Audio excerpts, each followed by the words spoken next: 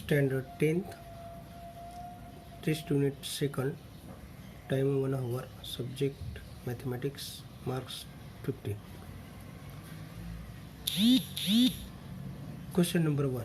Choose the correct alternative option for the question given below. Write two numbers whose sum is 17. आता याची जर बेरीज केली तर किती होते? -19. Not, this is wrong. आता 18 आणि 1 19 होतो, तोही चालणार नाही. 18 मधून मायनस गेला 17, मला this is the answer. So option C is correct. आता 18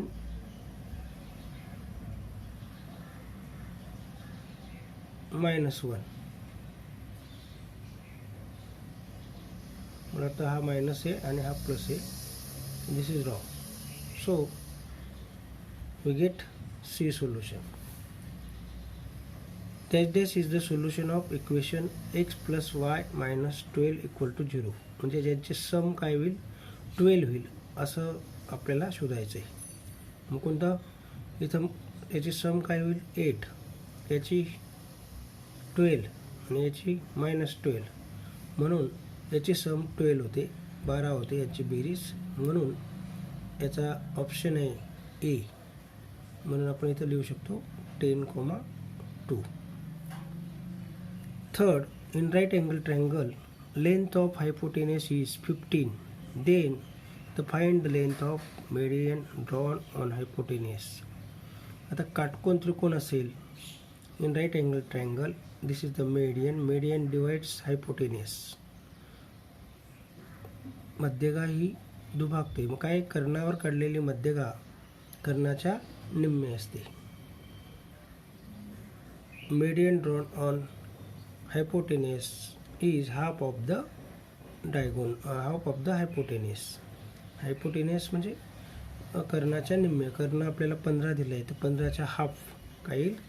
ए answer 7.5. This is a correct option A. Fourth, in triangle A 40 degree, B 70 degree, then what is angle C. आता त्रिकोणाच्या तिन्ही कोणांची बेरीज किती असते? 180. आता मग 70 आणि 40 किती झाले? 110. मग याच्यातून मायनस केल्यावर आपल्याला किती भेटतो? 70 degree is the correct answer. मग इथं कोणतं ऑप्शन आहे? बी. बी हे याचं करेक्ट उत्तर आहे, हे लक्षात घ्या. 70 डिग्री इथं लिहू पण शकतो आपण 70 डिग्री. Question number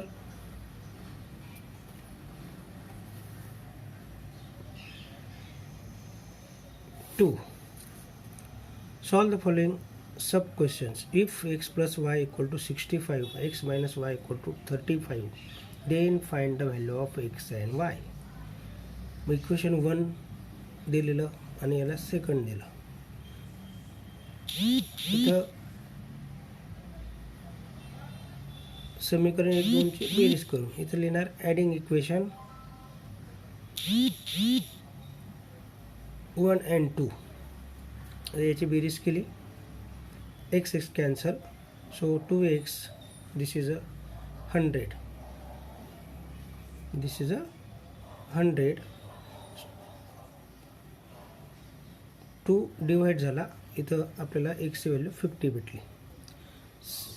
पुट किंवा substitute x equal to 1 in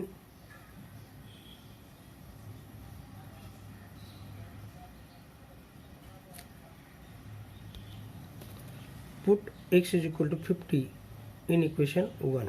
समीकरण 1 मध्ये x बरोबर 50 घेतला, 1 लिहिलं.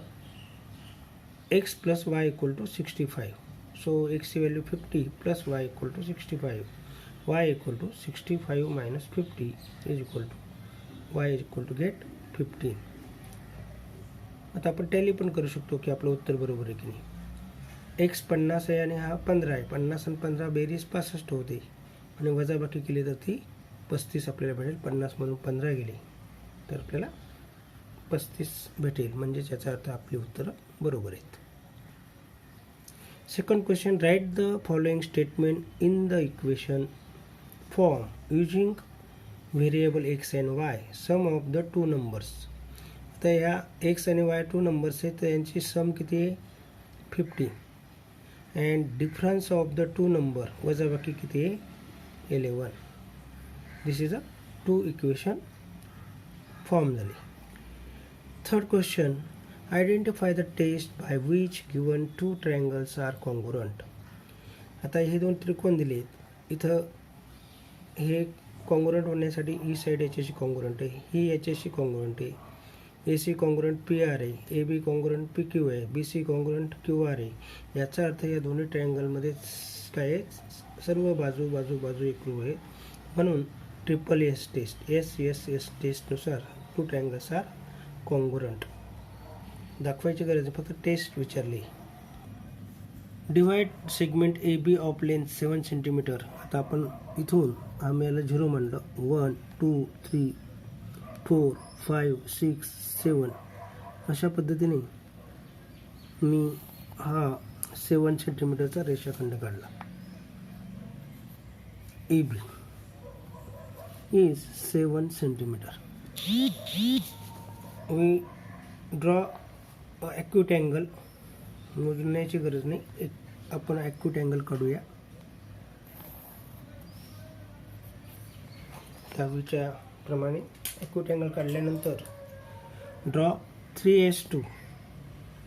3s2चा अर्थ 3 + 2 = 5 पार्ट करायचे त्याच्या आधी. मग take some distance on compass आणि इथून आपण आर्क करायचे 1 2 3 4 5. आता याला आपण A1 A2 A3 A4 A5 म्हणू शकतो. आता लास्टचा पार्ट जोडून घ्यायचा, A5 आणि B जोडायचं आहे.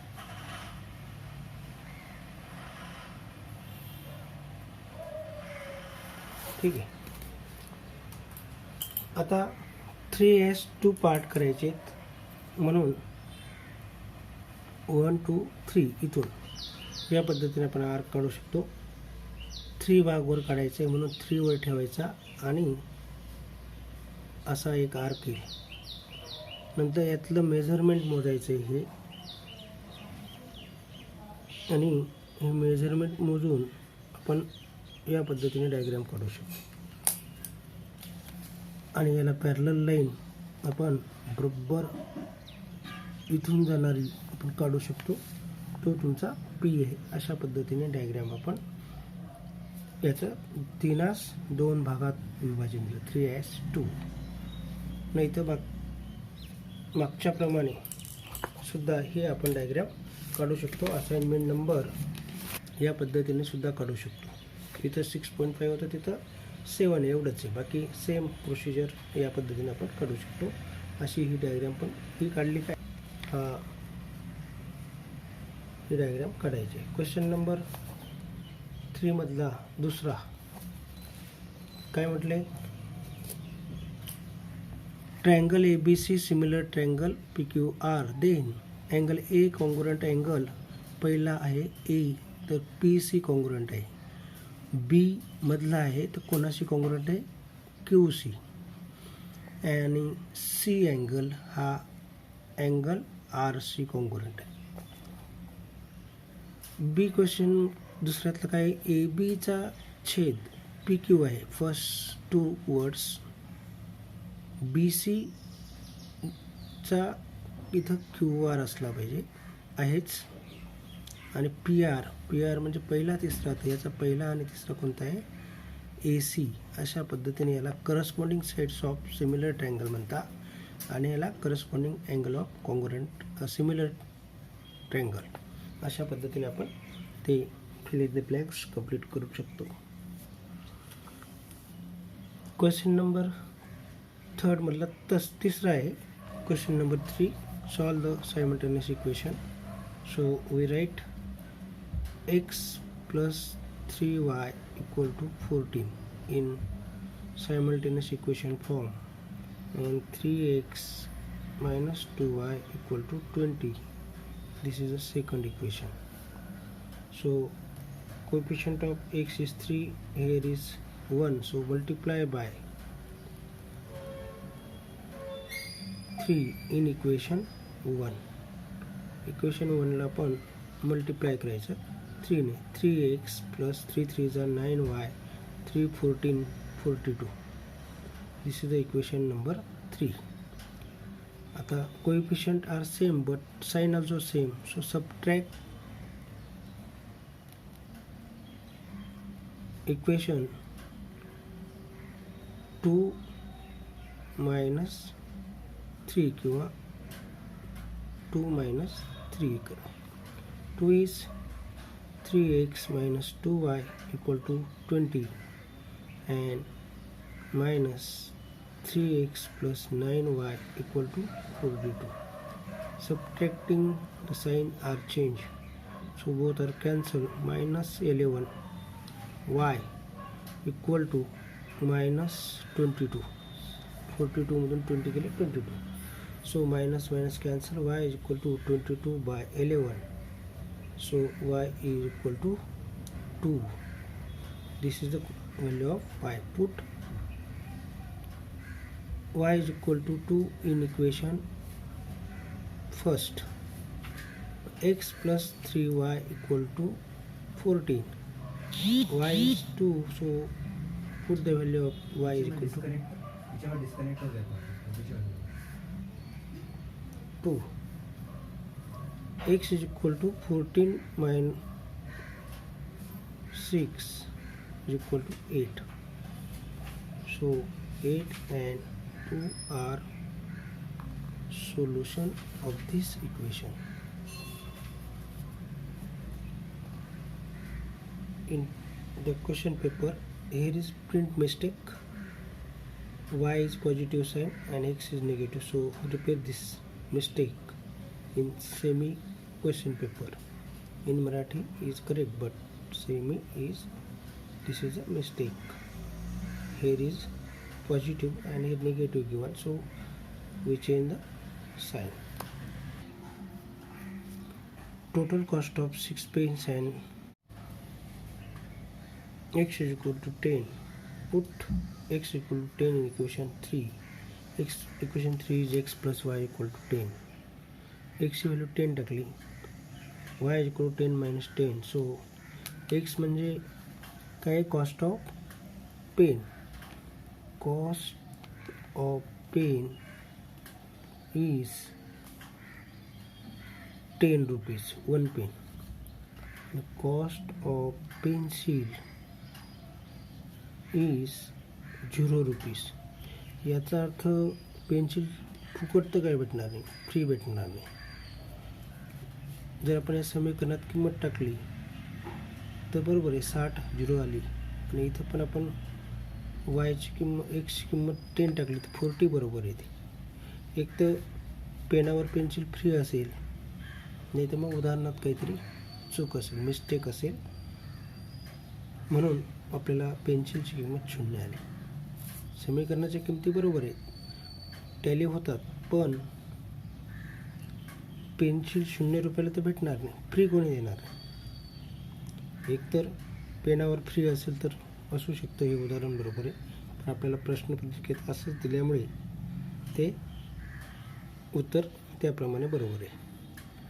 सेमीच्या प्रश्नामध्ये इथं 6 पेन्सिल राहिले, फक्त 4 पेन्सिलची व्हॅल्यू त्यांनी 40 दिली होती आणि 6 पेन्सिलची राहिली होती. तर अशा पद्धतीने युनिट टेस्टचा आपला हा दुसरा पेपर पूर्ण झाला, संपला. थँक्यू.